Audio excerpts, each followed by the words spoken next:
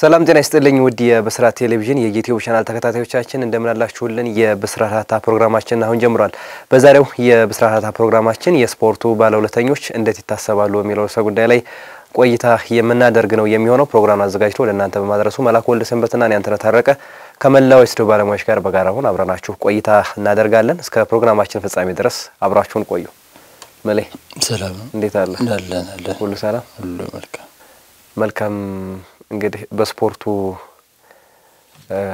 ትናንት ሁለት ሰዎችን ያተናል አንጋፋው ጋዜጠኛ ወንደሰን ደምሴንና እንዲሁም ደግሞ የቀድሞ ኢትዮጵያ ብሔራዊ ቡድን ግብ ጠባቂ እንዲሁም አሰልጣኝ ሳዳት ጀማልን ህልፈተ ህይወት ሰምተናል እንግዲህ ለስፖርቱ ጥሩ ያልሆነ ዜና ይመስላል እኛም ታዲያ በዚህ ጉዳይ ዛሬ የስፖርቱ ባለውለተኞች እንዴት ይታሰባሉ በሚለው ጉዳይ ላይ ዛሬ ይሄንን መነሻ በማድረግ ቆይታ የምናደርግ ይሆናል ማለት እንግዲህ ሳምንቱ እጅግ በጣም ማሳዛኝ የነበረበት ነው እንግዲህ ብዙዎች የተረባረቡለት ብዙዎች የደከሙለት ብዙዎች የለፉለት ታዋቂው ግብ ጠባቂ ሳዳት ጀማል ድንገት እንግዲህ ህይወቱ በሀገሩ ሳይሆን በሰው ሀገር ላይ አልፏል በተመሳሳይ መልኩ ደግሞ እጅግ የምናከብረው የምንወደው ለብዙዎቻችን አሁን ላለን አንጋፋ ጋዜጠኞች መሰረት የሆነን ወንደሰን ደምሴ እንደዚሁ ከሀገር ውጪ በሀገር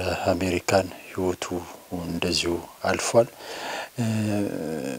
እንግዲህ ሁለቱም ማንንም የሰው ልጅ ወደማይቀርበት ቦታ ነው የሄዱት ሁለቱም ነገር ግን ደግሞ በመድር ያሉ ደግሞ ሰዎች እንደ ሰው መከበር ያለባቸውና የሁለቱም የቀብር ስነ ስርዓት ወይ እንደተጠበቀው እንደለፉለት እንደደከሙለት ዓለሙኑ እጅግ በጣም ያሳዝናል በተለይም ደግሞ ጋዜጠኛው ወንደሰን ደምሴ መታመሙ እንኳን ሳይታወቅለት ማንንም ሳይጠይቀው ነው ህይወቱ ያለፈውና ይሄ እጅግ የሚያም ነገር ነውና ሳዳት ደምሴ በርግጥ ብዙዎች በመጨረሻው ሰዓት ላይ ተረባርበውለታል ህይወቱን ለማትረፍ ብዙ ተደክሟል ተለፍቷል በርግጥ ነገር ግን መጨረሻ ላይ ደግሞ የቀብር ስነ ስርዓቱ ሲፈጸም ደግሞ የነበረው ሁኔታ ደግሞ እጅግ ያሳዝናል አሁን ላይ አሁን በህይወት ላለነው ሰዎች በጣም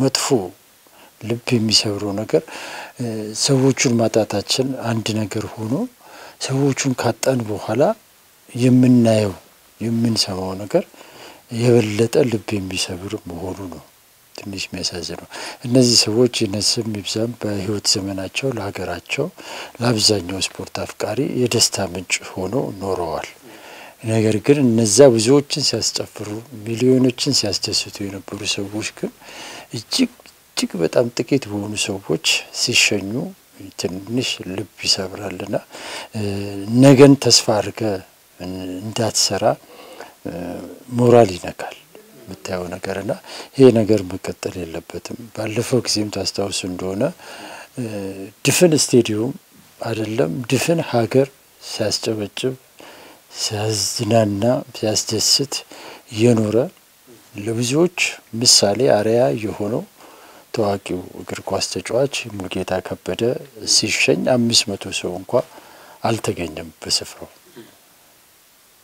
እንግዲህ በሚሊዮን ደረጃ ሲያስጨፍር የነበረ ሰው 500 ሰው እንኳን ሳይኖር መሸኘት በጣም የሚያምና ልብ የሚሰብር ነውና ይሄ ነገር እስከመቼ ነው የሚቀጥለው እንዴትስ ነው መደረግ ያለበት ታዋቂ ስፖርት ሰዎች ህይወታቸው ሲያልፍ በምን አይነት ክብር ሁኔታ ነው መሸኘት ያለባቸው የሚለው ነገር አሁን ላይ እጅግ በጣም የሚያሳስብ ነውና ነገ አሁን እነሱ አልፈዋል ግን ነገ ላለው ነገር ደግሞ ነገ እኔም እንደዚህ ነኝ የሚል በጣም ትልቅ መልእክት ነው የሚያስተላልፈው ለታዳጊዎቹ ለወጣቶቹና ለሀገር መስራት ለሀገር መሞት ለሀገር ክብር መስጠት ምንድነው ዋጋው የሚለውን ክብር ያሳጣልና ይሄ ነገር መታሰብ አለበት በዛሬው ፕሮግራማችን እንግዲህ የተወሰነ ነገር በዚህ ላይ ለማለት እንወዳለን ቀደም ብለን እንዳነሳው ምናልባት መነሻ የሚሆነንም የሙሉጌታ ከበደን ህልፈት ከተሰማ በኋላ ሸኝቱ በሚያሳዝን ሰው ያልተጠበቀ ቁጥር ነበር የተገኘው በሸኝቱ ስነ ስርዓት ላይና እሱም አስደንጋጭ ነበር ብዙ አንስተናል እኛ በፕሮግራማችን ብዙ አውርተንለታል ግን እንደዛ እየተባለ ምናልባት በኢትዮጵያ ስፖርት በተለይ በስፖርቱ በሌሎች ዘርፎች ላይ ምናልባት እንደዚህ አይነት ነገሮችን በኢትዮጵያ እንሰማለን። በርግጥ ግን በስፖርቱ ደግሞ ይሄኛው የባሰ የሆነ እየተመለከትነው ነው።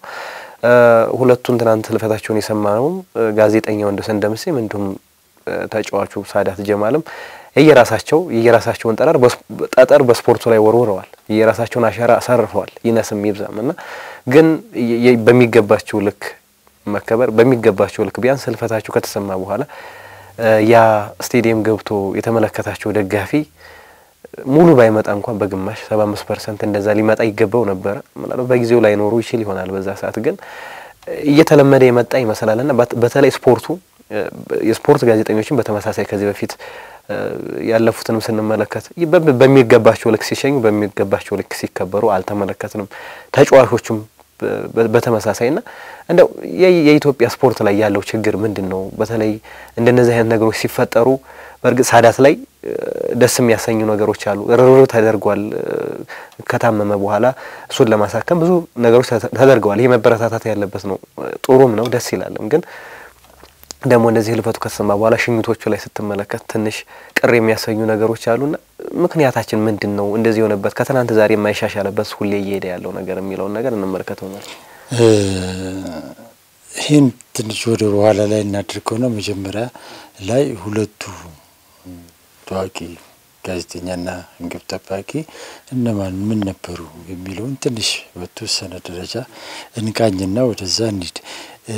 እንግዲህ ጋዜጠኛ ወንደሰን ደምሴ በህይወት ዘመኑ በተለይም በህትመት ሚዲያው ላይ ትልቅ አሻራውን ያሳረፈ ነው። በስፖርት ህትመት ሚዲያ ላይ ትልቅ የሚባል አሻራ ያለው ነው ወንደሰን ደምሴ ከብዙዎች የሚያውቁት መጀመሪያ ላይ በመርሃ ስፖርት ነው።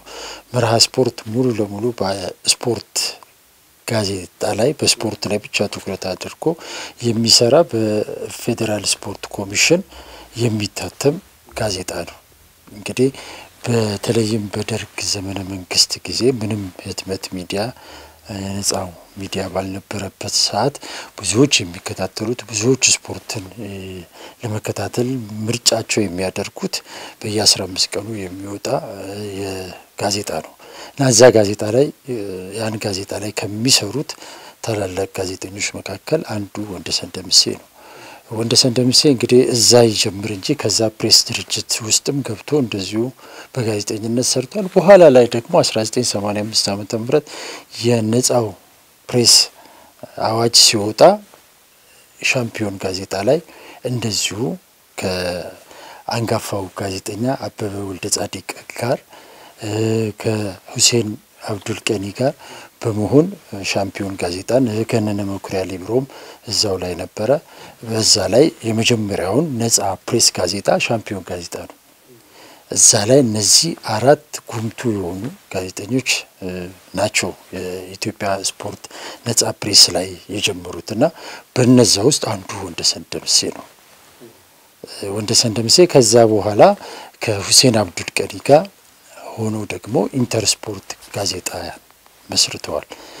እንግዲህ ኢንተርስፖርት ጋዜጣ ረጅም ከ10 ዓመት በላይ በኢትዮጵያ ህትመት ሚዲያ ውስጥ እየሰራ እጅግ በጣም ተወዳጅ የነበረ ጋዜጣ ነው። ያንን ጋዜጣ በስፖርት ቤተሰቡ ዘንድ ተወዳጅ ካደረጉት መካከል ደግሞ አንዱ ወንደሰን ደምሴ ነው። ብዙዎች ዛሬ ላይ ብዙዎች የሚወዱት የሚያከብሩት የሚያደንቁት ጋዜጠኛ መንሱር አብዱል ቀኒ ወደ ህትመት ሚዲያው አሁን ደግሞ ወደ ኤሌክትሮኒክሱ እንዲገባ ብዙዎች መሰረት አደረገ ብለው የሚሉት ታላቅ ወንድሙን ሁሴን አብዱል ቀኒ ነው። ነገር ግን መንሱር ጋዜጠኛ እንዲሆን ያደረገው ግን ወንደሰን ደምሴ ነው። መንሱር ጋር ብዙ ጊዜ እናወራለንና መንሱር ይነግረኛል። በቃ ብዙዎች ወንድሜን ነው የሚያስቡት፣ ግን እኔ ጋዜጠኛ እንዲሆን ያደረገኝ ግን ወንደሰን ደምሴ ነው ይላልና ወንደሰን እንዲያው መንሱር ሲያወራ አንድ ዛሬ ድረስ እህቴ በልዩ ሁኔታ ያስቀመጥኩት መጽሐፍ አለ ይላልና እሱ ከሱ የተሰጠኝ መጽሐፍ ነው እና እዛ መጽሐፍ ላይ ሁሌ እሱም ባየው ቁጥር ወንደሰን እናስታውሰዋለሁ እና ወደፊት ትልቅ ጋዜጠኛ ትሆናለህ፣ በርታ፣ እንደዚህ ነው ብሎ አበረታቱ ወደዚህ ሚዲያ ወደ ስፖርት ጋዜጠኝነት እንድገባ ያደረገኝ ወንደሰን ነው ይላልና ወንደሰን ለመንሱር ትልቅ አሻራውን አስቀምጧል። እኔም ወደዚህ ሙያ ውስጥ እንድገባ ካደረጉኝ ውስጥ አንዱ ወንደሰን ደምሴ ነው። ለኔ ወደዚህ ሙያ መምጣት ትልቁን አሻራ ያሳረፈው ገነነ መኩሪያ ሊብሮ ነው። ከገነነ በኋላ ግን ባሉ ነገሮች ላይ ግን እያንዳንዱ በምንሰራው ነገር ላይ ይሄ ጥሩ ነው፣ ይሄ ጥሩ አይደለም፣ ይሄን እንደዚህ አድርግ እያለ ግን እየመከረ እየገሰጠ በኋላ እኔም የራሴን ጋዜጣ አቋቁሜ ስሰራ ግን በቅርብ በጣም ይረዳኝ የነበረው ወንደሰን ደምሴ ነው። ወንደሰን እዚህ ብቻ ሳይሆን አሜሪካም ከሄደ ድረስ ከቅርብ ጊዜ ድረስ እዚህ ብስራት ላይ የሚሰራቸውን ነገሮች ይከታተላል፣ ይሰማል። አንዳንዴ የታሪክ ጋፖች ሲኖሩ እነዛን ይጠቁመኛል። ይሄ እንደዚህ ቢሆን ይላል። በጣም ክሪቲሳይዝ ሲያደርግ በጣም ከባድ ነው ወንደሰን። በደንብ ነው ነገሮችን የሚያብጠለጥለውና የወንደሰን ደምሴ አንዱና ትልቁ ኳሊቲው ወይም ስፖርት ህትመት ሚዲያ ውስጥ ተወዳጅ ያደረገው አንድን ነገር በደንብ አድርጎ ስሎ ማሳየት ይችላል። ጋዜጣን ቴሌቪዥን ማድረግ ይችላል። ጋዜጣን ሬዲዮ ማድረግ ይችላል። ወንደሰን ሲጽፍ በጣም ነገሮችን አገናኝቶ መጻፍ መግለጽ ይችላል እና በዚህ በጣም የሚታወቅ በጣም ደፋር በተለይም የፌዴሬሽን እና የስፖርት ኮሚሽን ከፍተኛ ሚስጥሮችን ወደ ህትመት ሚዲያ ላይ በማዋል የሚታወቅ ጋዜጠኛ ነው ወንደሰን። ሚስጥራዊ ነገሮችን ይፋ በማድረግ ወንደሰንም የሚስተካከል አልነበረም በፊት። ለብዙዎቻችን እንደውም ሚስጥራዊ ነገሮችን ማውጣት ፉክክር ነበረ በእኛ ህትመት ሚዲያ ጊዜ። አንዱ የሰራውን አንዱ ደግሞ ሌላ ለማምጣት ለዛ ወንደሰን በጣም ትልቅ አስተዋጽኦ ነበረው። ትልቅ አሻራውን አስቀምጧልኛ ላይና በአጠቃላይ ለኢትዮጵያ ስፖርት ህትመት ሚዲያ መጎልበት ማደግ ወንደሰን ደምሴ ትልቅ አሻራውን ያሳረፈ ጋዜጠኛ ነውና በሚገርም ሁኔታ መታመሙ ሳይታወቅ እስከ ቅርብ ጊዜ ድረስ አገኘው ነበር። ወደ ኢትዮጵያ እንደሚመጣ ይነግረኝ ነበር። ነገር ግን ድንገት መታመሙንም ምኑንም ሳንሰማ ህይወቱ አልፏልና መጀመሪያ ደውሎ የነገረኝ ኢንስትራክተር ካሳውን ተካ ነው። ኢንስትራክተር ካሳውን ተካ የወንደሰን ደምሴ ምርጥ ጓደኞች ከሚባሉ ወይም የቅርብ ሰዎች ከሚባሉት መካከል አንዱ ነው። ነገር ግን ካሳውን ተካም በተመሳሳይ መታመሙን እንኳን አልሰማም፣ አልጠየቁም። አሜሪካን ሀገር ላይ በቅርብ ይገናኛል። ወንደሰን ራሱን ከሰው አግሎ ብዙ የሚኖር ነው። ብዙ ግንኙነት አልነበረውም። የራሱን ህይወት ይመራል። በጣም ጥሩ ህይወት ላይ ነበረ የሚኖረው ምናምንና ነገር ግን ከሰው ጋር የነበረው ግንኙነት ግን በጣም በጣም ሩቅ ነበርና አይገናኝም። በጣም ስራ ይበዛብኛል ነው ብዙ ጊዜ የሚነግረኝ። ነገር ግን ከካሳውን ተካ ጋር ግን በደንብ ይገናኙ ነበር በስልክ በአካል አይደለም። እዛም ሆኖ ግን በስልክ ነበር የሚገናኙት። ነገር ግን ከሱ ጋር ሳይገናኙ መታመሙንም ሳይሰማ ህይወቱ እንዳለፈ ነው ካሳውን የነገረኝ። እንግዲህ በቀብር ስነ ስርዓቱ ላይ ብዙዎች አልተገኙም በወንደሰን ላይ። ወንደሰን ዛሬ ላይ በርካታ ተጫዋቾች ከጻፈላቸው ከተናገረላቸው እግር ኳስ ተጫዋቾች መካከል አንዱ ሳዳት ጀማል ያኔ ገና በሚጀምርበት ሰዓት ላይ ብዙ ወንደሰን ስለሱ ጽፏል። በተለይም ሳዳት ጀማል ከኤልፓ ወጥቶ ከፖሊስ ወደ ኤልፓ ከዛም ወደ ኒያላ ለመምጣት በሚያደርጋቸው ሂደቶች ላይ ከመልቀቂያ ጋር ተያይዞ ብዙ ችግሮች ነበሩበት ሳዳት ጀማል እና ያን ጊዜ እነዛን ነገሮች እየተከታተለ ይዘግብ ነበር ወንደሰን ደምሴ እና ከወንደሰን ጋር ከሳዳት ጋርም ግንኙነት ነበራቸው። ወንደሰን እነ ገብረ ኪዳን ነጋሽ እነ ጥላውን መንገሻ በጣም ለወንደሰን እና ለሁሴን አብዱል ቀኒ በጣም ቅርብ የነበሩ እግር ኳስ ተጫዋቾች ናቸው። ነፍሱን ይማረው ሰለሞን አባይ ሪኒ እንደዚሁ በጣም ከሱ ጋር የሚቀርቡ ናቸውና ወንደሰን በኢትዮጵያ ስፖርት ታሪክ ውስጥ ትልቅ አሻራ ካስቀመጡ የስፖርት ጋዜጠኞች አንዱ ነው። ወንደሰን የሚገርም ነገር 1978 ዓመተ ምህረት የኢትዮጵያ ብሔራዊ ቡድን ከወጣት ቡድን ከናይጄሪያ ጋር ሲጫወት ናይጄሪያ ላይ የኢትዮጵያ ብሔራዊ ቡድን ከፍተኛ ተጽዕኖ ተደርጎበት ነበር። ሲወጡ እንዲያው ማስተዋወሳሉ ዳቦ ሁሉ ተወረወረ ምናምን የሚላን ጊዜ 77 78 ኢትዮጵያ ውስጥ የነበረው የችግር ሁኔታ ነበር። ከዛ ጋር ሁሉ ተያይዞ ዳቦ እንደተወረወረ ምናምን ሁሉ ተደርጎ ወንደሰን ያንን ታሪክ እዚህ ምራ ስፖርት ላይ በደንብ ጽፎት ነበር እና ቀደም ሲል እንደነገርኩ ወንደሰን በደንብ ስዕሉን ማስቀመጥ ይችላል ሲጽፍ እና ሰው ያንን አነበበ እና አስተዋውሳለሁ እዚህ ከወጣት ቡድኑ ጋር ከናይጄሪያ ጋር ስንጫወት ህዝቡ ግልብጥ ብሎ ገባ። በዛ ጨዋታው መጨረሻ ላይ መጠናቀቅ አልቻለም። ህዝቡ ገንጥሎ ገባ እና የናይጄሪያ ተጫዋቾች በጣም ተጎዱ። በጣም ተደበደበ። ወደ ሸበሌ ነበር ያረፉት። ወደ ሸበሌ መሄድ አልተቻለም። ብዙ በቃ ነቅሎ ነው የወጣው። ስቴዲየም የገባው ስቴዲየም ገብቷል። ከዛ ውጪ ደግሞ ሌላው ህብረተሰብ ደግሞ ውጪ ይጠብቃል እና ያው ሁሉ ሲሆን ታዲያ መሰረቱ ወንደሰን ነበር እና የወንደሰን ጋዜጣ የወንደሰን ጽሁፍ እጅግ በጣም ከባድ ጠንካራ ጽሁፍ የሚጽፍ በጣም ራሱን የሚጠብቅ ዘናጭ አንዳንዴ የውጭ ጋዜጠኛ ነው የሚመስለው። ወንደሰን ቀይ ነው፣ በጣም ጸጉሩ ሉጫ ነው፣ ደስ ይላል እና ወንደሰን እውነት ለመናገር በቃ በኢትዮጵያ ስፖርት ታሪክ ውስጥ ካገኘኋቸው ምርጥ ጋዜጠኞች መካከል አንዱና ቀዳሚው ነው መናገር እችላለሁ። ወደ ሳዳት ጀማል ሲገባ ሳዳት ጀማል እንግዲህ በአጭር ጊዜ ውስጥ መብራት ኃይል ውስጥ ነው ያደገው ሳዳት ጀማል። ከዛ በኋላ ወደ አዲስ አበባ ፖሊስ ሄደ። ከዛ በኋላ ወደ ኒያላ እያለ እየመጣ ለኢትዮጵያ ቡና ተጫውተዋል። ከዛ በኋላ ለዋሳ ከተማ ለተለያዩ ክለቦች በመጫወት ከ10 ዓመት በላይ አሳልፏል። እጅግ በጣም ታዋቂና ዝነኛ ግን መሆን የቻለው ኢትዮጵያ ቡና ውስጥ ነው። ሳዳት በተጫዋችነት ዘመኑ ከወጣት ቡድን እስከ ዋናው ብሔራዊ ቡድን የመጫወት እድልን ያገኘ ኳሶች እሱ እግር ስር ሲገቡ እሱ እጅ ሲገቡ የሚያምርበት ጥሩ ተክለ ሰውነት የነበረው በጣም ሲበዛ ቀልደኛ ተጫዋች የሆነ ነው ሳዳት ጀማል። ከሳዳት ጀማል ጋር ቁጭ ብለ ማኩረፍ አይቻልም፣ ዝም ማለትም አትችልም። በቃ በምክንያት ፈጥሮ በቃ ያስቃል። በራሱ ላይ ይቀልዳል፣ በጓደኛው ላይ ይቀልዳል፣ በአባቱ ላይ ይቀልዳል፣ በቤተሰቡ ላይ ይቀልዳል።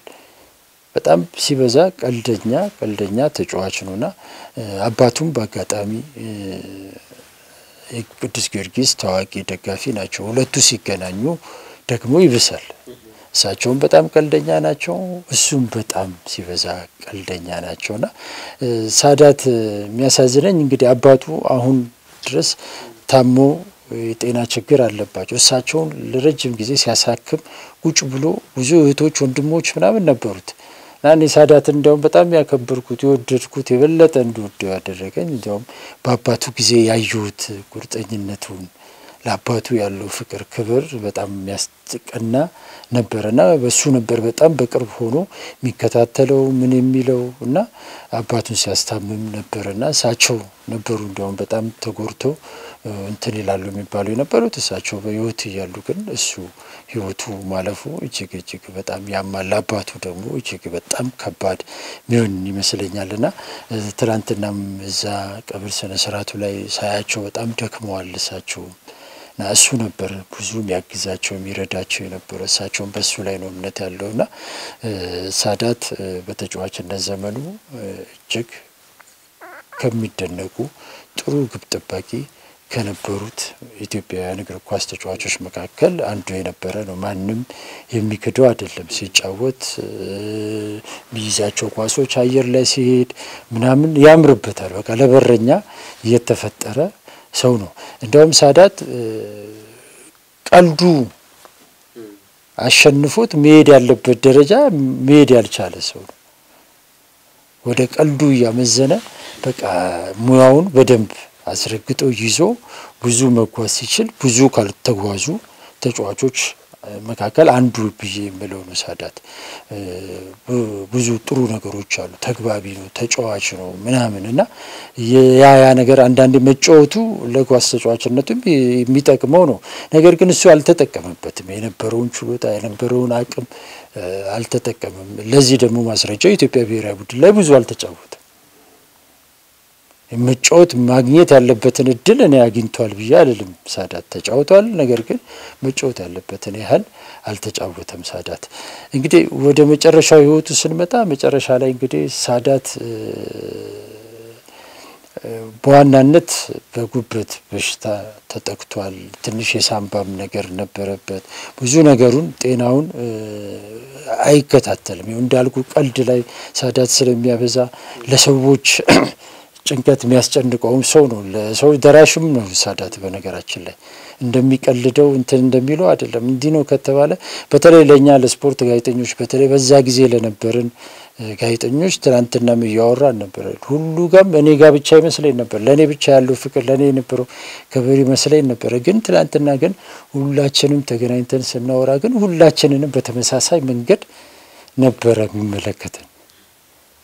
ይጠይቃል ድንገት ሳታስበው በቃ ከሳዳት አትጠብቅም። በቃ ከሳዳት ካለው ቀልድ ምናምን አንፃር እንዲህ አይነት ቁም ነገር ምናምን ነገር እንትናት ማንንም አይጠብቅም። ነገር ግን ሳዳት ግን በቃ ባላሰብከው ሰዓት በቃ የት ነው ብሎ ፈልጎ ድንገት ይመጣባል። ድንገት በቃ ቤት ሊመጣ ይችላል፣ ስራ ቦታ ሊመጣ ይችላል ምናምንና የሚያደርገው ነገር በቃ ሁሌ ይገርመኛልና ትላንትና ሳይ ያንን ነገር ነው። በተመሳሳይ ሳዳት ለማንም ሰው ቅርብ የሆነ ሰው ነውና ግን ትላንት ቀብሩ ላይ ግን የተመለከተነው ያየነው ነገር ግን በዛ ደረጃ አይደለምና ያ ትንሽ ያማልና ለሌሎችም ጥሩ ስሜት የሚሰጥ አይደለም። ሁሉም ሰው ትላንትና ከሳዳት ሞት በላይ በወቅቱ እዛ ጋር በነበረው ነገር ነበር የሚነጋገረው የነበረው። እንዴት የሚል ጥያቄ ሁሉ ላይም ነበር። ባለፈው ጊዜ አንስተነዋል። በሙልጌታ ከበደ ጊዜ በቃ ሙልጌታ የኢትዮጵያን እግር ኳስ ተጫዋቾች በሙሉ ሞዴሉ ትልቁ ሰው ነው። ሙልጌታ ላይ ያን አይተ ወደ ሳዳት ስትመጣ ይሄን ማየት ብዙ እንትን ላይ ይችላል። ነገር ግን ለምን እንዴት እንደዚህ ይሆናል የሚለው ነገር በጣም መታሰብ ያለበት ጉዳይ ነው ብዬ ነው ማሰብ። ጥሩ አርገህ አነሳቸው። ወደ ኋላ ታሪክን መለስ ብለ በተለይ የጋዜጠኛው ወንዶሰንንም ምናልባት ብዙ አልሰማንም። አሁን የሶሻል ሚዲያ ዘመን ነው፣ ግን እንደዛ አልሰማንም። አንዳንዴ እንደዛ አይነት ትልልቅ ሰዎች በብዙ መንገድ ይደበቃሉና ይሄን ያክል ታሪክ ምናልባት አሁን ለምናወራለት ሚዲያ ሆኖ እንዲቀጥል ራሱ የኢትዮጵያ ስፖርት ሚዲያ በራሱ ቆሞ እንዲቀጥል ከፕሪንት ጀምሮ እስካሁን እስከ ኤሌክትሮኒክስ ሚዲያ ላይ እንግዲህ አሻራቸውን ካሳረፉ ሰዎች መካከል በገለጽከው መሰረት አንደኛው ሰው ነው። አሁንም አሪያ ለምናደርጋቸው በተለይ ደግሞ ለኛ ለወጣት ጋዜጠኞች አሪያ ለምናደርጋቸው የስፖርት ሰዎች ደግሞ እንደነዚህ አይነት ሰዎች ኮትኩቶ ያሳደጉ ያበቁ ሰው ናቸውና ግን ደግሞ እንደዚህ መሆኑ በራሱ ምናልባት ወደ በኋላ ላይ እናነሳዋለን። ሚናዎች አሉ፣ ብዙ ድርጅቶች አሉ። የስፖርት ጋዜጠኞች ማህበር አለ፣ የተጫዋቾች ማህበር በሳዳትም በኩል ምናልባት ወደ በኋላ ላይ የምናነሳው የሚሆነው ዞሮ ግን ሁሉም ቀደም ብለን እንዳነሳ ነው ለሀገራቸው በየራሳቸው የሙያ ዘርፍ ላይ ትልቅ አስተዋጽኦን አበርክተዋል። የራሳቸውን ማድረግ ያለባቸው ነገሮች አድርገዋል። ግን ማድረግ ባለባቸው ነገር በኋላ ያ ነገር ሲሆን እንደዚህ ሲያጋጥማቸው ደግሞ እንዴት ነው የሄዱት የሚለው አሸኛኘታቸው ትንሽ ያስከፋል። ቀደም ብለን ቅድም እንዳነሳ ነው ምናልባት ያኛውን ጉዳይ ማንሳት ይኖርብናል። አሁን የሙልጌታ ከበደንም ቅድም አነሳን። የሙልጌታ ከበደም ሲነሳ ያን የመሰለ ተጫዋች የዲፍን ኢትዮጵያን ያጨበጨበለት ዲፍን ኢትዮጵያን ያስደነሰ ሰው በእንደዚህ አይነት አሸኛኘት ሲሸኝ ብዙ ሲባል ነበር። ከዛ ያልተቀረፈ ነገር መጣና አሁንም ደግሞ ሌሎች የስፖርት ሰዎች በእንደዚህ አይነት መንገድ ሲያልፉ አሁንም ያ ነገር እየቀጠለ ነው ያለውና ምክንያቱስ ምንድነው? እንዴትስ ነው ይሄ ነገር ወደፊትስ ሊቀረፍ የሚችለው የሚለውን ነገር እንመልከተው ማለት ይሄ ነገር ከሚገባኝ ድረስ መቆም ያለበት ነገር ይመስለኛል። ዞሮ ዞሮ ነገ ሁላችንም ላይ የሚደርስ ነገር ነው። ማንም እዚህ ምድር ላይ የሚቀር የለም። ስለዚህ እኛ አልፈናል፣ ልናልፍ እንችላለን። ግን ከኛ ደግሞ የሚቀጥል ትውልድ አለ። ቢያንስ ቤተሰብ አለ፣ ልጆች አሉ፣ እህት ወንድሞች ይኖራሉና እነሱን መጉዳት ነው የሚሆነው። ትውልድ መጉዳት ነው የሚሆነው። ገብቷል? አንተ ስታልፍ አንተ ቤተሰብ ባንተ ማለፍ ይጎዳል። እንደገና እዛ ጋር ደግሞ በሚያየው ነገር ደግሞ መጎዳት ደግሞ የለበትም። ራሱ ስፖርት ቤት እኛ አሁን ተጎድተናል። ትላንትና እውነት ለመናገር ብዙዎቹ ስፖርት ቤተሰብ እዛ ላይ የተገኘ ሰው ተው በጣም ነው ልብ ቤተሰብ ሁሉም ወደ ራሱ ነው የገባው። በቃ ሁሉም ነገ እኔም እንደዚህ ነኝ እንዲል የሚያደርግ ነገር ነው የተፈጸመውና ከምንም በላይ ደግሞ ታዳጊዎች አሉ፣ ነገ ወጣቶች አሉ። ለሀገሬ እንዲሰጥቼ ህዝቤን እንደዚህ አስተስቼ ብለው የሚሉ የሚነሳሱ ታዳጊ ወጣቶች አሉ። ስለዚህ እነዚህ ልጆች ከዚህ ምንድን ነው የሚማሩት? ነገ እነዚህ ልጆች ምን ብለን ነው የምናነሳሳቸው? ተነሱ እንዴት ትከበራላችሁ፣ ትወደዳላችሁ ምንድን ነው ብለን እንትለውን ነገር እኮ የሚያሳጣ ነገር ነው ይሄ ነገር። ስለዚህ ዝም ብለን ልንለው የሚገባ ነገር አይደለም። ለሀገር መልፋት ሀገር መውደድ ማለት በቃ ሰው ነው እኮ ሀገር አይደል? ስለዚህ ሰውን ስታከብር ሀገር ትከበራለች። ስለዚህ ማክበር ያስፈልጋል። ለሀገር የሰሩ ሰዎች፣ ለህዝብ የለፉ ሰዎች፣ የደከሙ ሰዎች ቢያንስ በህይወት እያሉ ማክበር ብንችል ትልቁ ነገር ነው። እሺ በደሞ እሱን ማድረግ ካልቻለን ደግሞ ህይወታቸው ሲያልቅፍል ደግሞ ቆመን በክብር ብንሸኛቸው ምንድነው ቢከብደን? ይሄ እንዴት ይሆናል? አንዳንድ ጊዜ አሁን በሙሉጌታ ጊዜም እንደ አንድ ያየሁት በሳዳት ጊዜም እንደ አንድ ነገር ያየሁት ከዚህ ከእምነት ጋር ተያይዞ የቀብር ስነ ስርዓት ቶሎ መፈጸም አለበት የሚል ነገር አለ። ከሱ ጋር ያሉ ነገሮች በዛች አጭር ሰዓት ውስጥ ሰዎችን ከቦታ ቦታ ማንቀሳቀስ ትንሽ ከባድ ሊሆን ይችላል። ግን እሱም ቢሆን ግን ሊቀረፍ የሚችልበት ቢያንስ ሊቀንስ የሚችልበት ነገር ሊኖር ይችላልና ለሱም መፍትሄ ማበጀት ይቻላል። እንደዚህ አይነት የሀገር ባለውለተኞችን መጨረሻ ላይ ስንሸኝ በክብር ሊሆን ይገባልና ይሄን ደግሞ በቀጣይነት አሁን ላይ የሚነሱ አንዳንድ ነገሮች አሉ። እከሌን ስለምትቀርብ እከሌን ስለማትቀርብ የሚል ነገር እንደዚህ አይነት ነገሮች መቆም መቻል አለባቸው። እንዲቆሙ ደግሞ አሁን ይሄ ጉዳይ ሁሌም ወደፊትም የሚኖር የሚያጋጥም ጉዳይ ከመሆኑ ጋር ተያይዞ አንድ የሆነ በጋራ ተቋማቶች አሉ። የተለያዩ ተቋማቶች ቅድም አንተ የገለጽከው የጋዜጠኞች ማህበር አለ፣ የተጫዋቾች ማህበር አለ፣ የአሰልጣኞች ማህበር አለ፣ የደጋፊዎች ማህበር አለ። ስለዚህ እነዚህ ደግሞ በጋራ ሆነው የሚመሰርቱት አንድ ተቋም መኖር መቻል አለበት። እነዚህ አካላቶች ናቸው በጋራ በቅንጅት እንዲህ አይነት ነገሮችን ሊያስተካክሉ የሚችሉት ብዬ አስባለሁ። ገብቷል?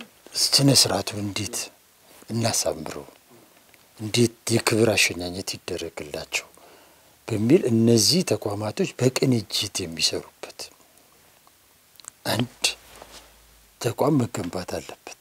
ይህ ተቋም እንግዲህ በችግር ጊዜም በደስታም ጊዜም ሊያገለግል የሚችል ተቋም ሊሆን ይችላል። ስፖርተኞች ሲቸገሩ ሊሆን ይችላል ይህ ተቋም እንትን ሊል የሚችለው። ስለዚህ እንዲህ አይነት ተቋም ማቋቋምና በጋራ በቅንጅት የሚሰራበት ነገር መፈጠር መቻል አለበት።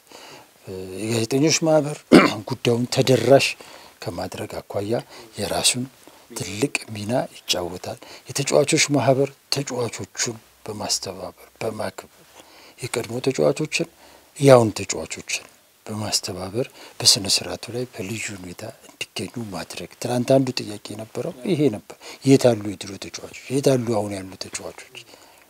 እዚህ ናዝሬት ዝግጅት ላይ አይደሉም እንዴት አይመጡ ምናምን የሚል ነገር ብዙ ይነሳልና እነዚህ ነገር ሁሉ ቲም ሙሉ አንቀሳቅሰን ላትመጣ ትችላለህ። ግን ከየሁሉም ግን በውክልና ግን ተጫዋቾች ሊገኙ ይገባል።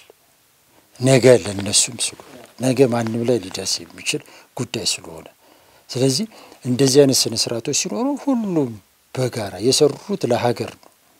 ስለዚህ ሀገር ማለት ደግሞ እነዚህ አካላት ናቸው። ስለዚህ በቅንጅት አንድ ተቋም ወይም አንድ እንደዚህ አይነት ድንገተኛ ጉዳዮች ሲገጥሙ ከነዚህ ማህበራት ፎርም ተደርገው አሳይን ተደርገው ሰዎች ከተቻለ ተቋም ማቋቋም ካልተቻለ ደግሞ እንደዚህ አይነት ጉዳዮች ሲፈጠሩ ቶሎ ብለው ሊገናኙና ይሄን ችግር ሊቀርፉ የሚችሉ የሆኑ አሳይን የሚደረጉ ሰዎች ከየተቋማቶቹ መደረግና ቀጣይ ጊዜ እንደዚህ አይነት አሳዛኝ ነገሮች ልብ የሚሰብር ነገሮች እንዳናይ መደረግ አለበት ብዬ ነው ማስበው እንጂ ሁሉ ጊዜ ሰው ሲሞት ብቻ እዚህ ጋር እየመጣን ከንፈር እየመጠጥን መሄድ መቅረት መቻል አለበት። ፌዴሬሽን ክለቦች በዚህ ረገድ የራሳቸውን ሚና መጫወት አለባቸው። ትላንትና እሱ ሲያልፍ ባለፈው ሙሉጌታ ህይወቱ ሲያልፍ እነማን ናቸው እዛ ጋር መጥተው የአበባ ጉንጉን ያደረጉት? እውቅና መስጠት እኮ ያስፈልጋል አይደለ?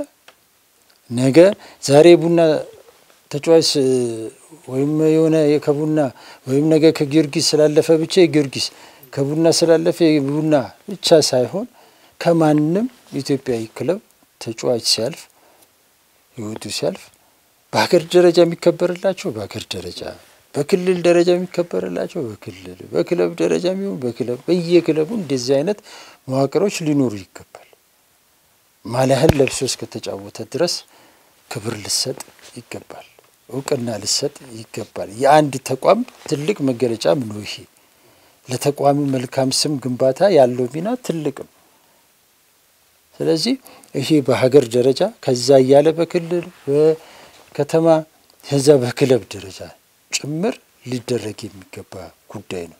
ነገ ለማሊያ ተዋደቅ ለክለብ ተዋደቅ ማለት ትርጉም የሚኖረው እዚህ ጋር ነው። እንዲህ አይነት ክብር ሲኖረው እንደዚህ አይነት ዋጋ ሲኖረው ተጫዋቾችም ለማሊያ ተጫዋት ለሀገር ተጫዋት ማለት ምን ማለት እንደሆነ ይገባቸዋል። ስለዚህ ከቃል ያለፈ በተግባር የተረጋገጠ መሆን አለበት። ስለዚህ ለዚህ ሁላችንም የበኩላችንን ሚና መጫወት አለበት። በቃ ነገ እያንዳንዳችን ላይ እያንኳኳ የሚመጣ ጉዳይ። ስለዚህ ከኛም በላይ ለመጪው ትውልድ ለወጣቱ ለታዳጊዎቹ ማሰብ መቻል ያስፈልጋልና በዚህ ደረጃ ይሄ ቢደረግ መልካም ነው ብዬ አስባለሁ። አዎ መልካም። ዞሮ ዞሮ ሁሉም አንዳንዴ ብዙ ጊዜ ህልፈታቸው ከተሰማ በኋላ ያው የሀዘን መግለጫ ይወጣልና የሀዘን መግለጫ ከማውጣት በዘለለ ደግሞ ያን ነገር መሬት ላይ አውርዶ መስራት ያስፈልጋል። ከትናንት ዛሬ ደግሞ የተሻሻለ ነገር እየተመለከትን አይደለም። በተለይ ደግሞ ሌጀንዶቻችን ከማክበር አንፃር እንደነዚህ አይነት ትልቅ የስፖርት ባለውለተኞች ሲያርፉ በደንብ መዘከርና በደንብ ማስታወስ ማሰብ ያስፈልጋልና የአንድ ቀን ብቻ መሆን የለበትም። የአንድ ቀንም በስነ ስርዓቱ መከበርና መታወስ አለባቸው። ስለዛ ደግሞ ቅድም ያነሳናቸው ተቋማት ደግሞ የአንበሳውን ድርሻ ይወስዳሉ። በቀዳሚነት እነሱ በማስተባበር ሂደቶች የተጀመሩ ነገሮች እንዳሉ እየሰማን ነው በሙሉጌታ ከበደ ህልፈት ዙሪያ። ከዛ በኋላ እንቅስቃሴዎች አሉ። ግን እነዛ እንቅስቃሴዎች ደግሞ አሁን ያልናቸውን ሰዎች ማካተት አሁን ያላቸውን ተቋማቶች ደግሞ ማካተት ይጠበቅባቸዋልና ከዛ አንፃር እነዚህ ያለፉት ደግሞ ለነገው ደግሞ እንደ ትምህርት ሆኖ ነገ ደግሞ ሌጀንዶቻችን የምናከብርበት እንደነዚህ አይነት የስፖርት ባለውለተኞች ሲያልፉ ደግሞ የምናስታውስበት መሆን መቻል አለበት። ሁሉም ደግሞ ለዚህ የድርሻውን መወጣት አለበት የሚለው። አዎ ከዚህ ከሙሉጌታ ጋር ተያይዞ ምናልባት ጥቂት ማለት ቢቻል እንግዲህ ሙሉጌታ እንደ ክልል ወይም እንደ ከተማ እንደ ዞን የወሎ ክልልን ያስጠራ ነው። አለፍ ሲል ቅዱስ ጊዮርጊስ እንደ ክለብ ቅዱስ ጊዮርጊስን ትልቅ ማድረግ የቻለ ነው። እንደ ሀገር ደግሞ ኢትዮጵያ ብሔራዊ ቡድን ላይ ከፍተኛ ተጽዕኖ ያለው እግር ኳስ ተጫዋች ነው ሙሉጌታ በብዙ ነገር የምትጠቅሰው በብዙ ነገር አርአያ የምታደርገው ተጫዋች ነው። ከዚህ አንፃር እነዚህን ነገሮች ግንዛቤ በማስገባት በስዩም ከበደ በአሰልጣኝ ስዩም ከበደ የሚመራ ኮሚቴ ተቋቁሞ የተለያዩ ስራዎችን እየሰራ እንዳለ ሰምቻለሁ። ሰሞኑን ጠይቄያቸው ነበርና የተለያዩ ጥረቶች እየተደረጉ ነው። ከነዚህ ጥረቶች መካከል አንዱ ወሎ ደሴ ከተማ ላይ ሆጤ ሜዳ የሚባል አለ እና ያ ሆጤ ሜዳ በሙሉጌታ ከበደ ስም እንዲሰየም እዛው አካባቢ ላይ አንድ ትልቅ ላይብረሪ እንዲኖር ለማድረግ እዛ ውስጥ የሙሉጌታ ታሪኮች የተለያዩ መጽሐፎች ወጣቶች እየገቡ የሚጎበኙት ትልቅ ነገር እንዲኖር ጎዳና በስሙ እንዲሰየምለት ደሴ ላይ ጥረት እየተደረገ ነው። እንግዲህ የቀብር ስነ ስርዓቱ ላይ ምክትል ከንቲባው ተገኝተው ንግግር ያደረጉበት ሁኔታ አለና ያ መልካም መንገድ እንደያዘላቸው ገልጸውልኛል። በተለይም ሆጤ ሜዳ ሲነሳ እኔ ልጅ እያለሁ ነው ሆጤ ሜዳን ማቀው ደግሞ በሙሉጌታ ከበደ ነውና ሆጤ ሜዳን ለመላው ኢትዮጵያ ያስተዋወቀ ወሎ የሚለውን ስም ራሱ ወሎ እንግዲህ በተለያየ ዘርፍ በተለያየ ስራዎች በተለያየ ባህሏ ትታወቃለች። ነገር ግን እጅግ በጣም ግን ያስተዋወቀው ሙሉጌታ ከበደ ነው የወሎ ክፍለ ሀገርን በእግር ኳስ ሙሉጌታ ወሎ ክፍለ ሀገርን በጣም አስጠርቷል። ሙሉጌታ እስከ ህልፈተ ህይወቱ ድረስ እንግዲህ የሚያነሳው ወሎ ነው። ወለዩ ስትለው ሙሉጌታ ከምትለው ወለዩ ስትለው ነው ደስ የሚለው እና ወሎን ባገኘው መድረክ ሁሉ ያስተዋወቀ ሙሉጌታ ከበደ ነውና ለዛ ወሎ ዋጋውን ተከፍሏለች ብዬ አስባለሁ። ነገሮች መልካም መንገድ ላይ እንዳሉ ሰምተናል። በቅዱስ ጊዮርጊስ ክለብ ደረጃም 2 ቁጥር መግቢያ በር የአዲስ አበባ ስቴዲየም 2 ቁጥር መግቢያ በር በሙሉጌታ ስም እንዲሰየም ለፌዴሬሽኑ ጥያቄ እንደዚሁ ቀርቦለታል። እዛ ጋር ሐውልት እንዲቆምለትም ጥረት እየተደረገ ነው አዲስ አበባ ስቴዲየም ላይ ሙሉጌታ ከበደ የነገሰው ከብዙዎች ጋር የተዋወቀው ብዙ ታሪኩ ብዙ ነገሩ ያለው አዲስ አበባ ስቴዲየም ላይ ነውና ያ 2 ቁጥር መግቢያ በር በሙሉጌታ ከበደ ስም እንዲሰየም እዛ ጋር የሙሉጌታ ሐውልት እንዲቆም ጥረት እያደረጉለት ይገኛሉ። ከዛ ባለፈ እንግዲህ በክለቡ ደረጃ እንግዲህ በቅዱስ ጊዮርጊስ ክለብ ታሪክ ውስጥ እስካሁን 8 ቁጥር ማሊያ ከመንግስቱ ህልፈት በኋላ ማንንም አይለብስም። አሁን ደግሞ የሙሉጌታ ከበደ 2 ቁጥር ማሊያ ማንንም እንዳይለብስ ለማድረግ ጥረት እያደረጉ እንደሆነ ነው። ሌሎች ተያያዥ ስራዎችንም እየሰሩ እንደሆነ ሰምተናል። ይሄ ሁሉ ነገር ግን ሙሉጌታ በህይወት እያለ ሆኖ ቢሆን ምን ያህል በታደለ ምን ያህል ደስ ባለው ነበር። ስለዚህ ያም ሆኖ ግን አለመቅረቱን በራሱ ትልቅ ነገር ነውና ለሌላው አሪያ ሆኖ ምናልባት ለሙሉጌታውን የታሰቡት ነገሮች በሙሉ የሚደረጉ ከሆነ ወደፊት በቀጣይ ሰዎች በህይወት ዘመናቸው በነበሩበት ሰዓት ላይ ያንን ነገር አይተው እንዲያልፉ የሚደረግበት ነገር ይኖራልና የሙሉጌታ ከበደን ለማስተዋወስ እየተደረገ ያለው ነገር ለሙሉጌታ ቢያንሰው እንጂ የሚበዛበት አይደለም በተጫዋችነት ዘመኑ ካሰጠው ነገር አንፃር። ነገር ግን ይሄ ነገር መሬት ወርዶ ለማየት የኔም የብዙዎችም ጉጉት ፍላጎት ነውና እውን ይሆናል ብለን እናስባለን። ውድ ተመልካቾቻችን የስፖርት ባለውለተኞች እንዴት ይታሰባሉ በሚለው ርዕሰ ጉዳይ ላይ ቆይታ ያደረግንበት የዛሬው የብስራት ፕሮግራማችን የተከታተላችሁትን ይመስል ነበር። ፕሮግራሙን አዘጋጅቶ ወደ እናንተ ማድረሱ መላኩ ወልደሰንበትና ያንተነህ ታረቀ ከመላው የስቱዲዮ ባለሙያዎች ጋር በጋራ ሆነን አብራናችሁ ቆይታ አደረግን። በዚሁ አጋጣሚ ብስራት ራዲዮና ቴሌቪዥን በጋዜጠኛ ወንደሰን ደምሴና በቀድሞ የኢትዮጵያ ብሔራዊ ቡድን ግብ ጠባቂ ሳዳት ጀማል የደረሰውን ህልፈት ተከትሎ ለወዳጆቻቸውና ለመላው የስፖርት ቤተሰቡ መጽናናትን ይመኛል።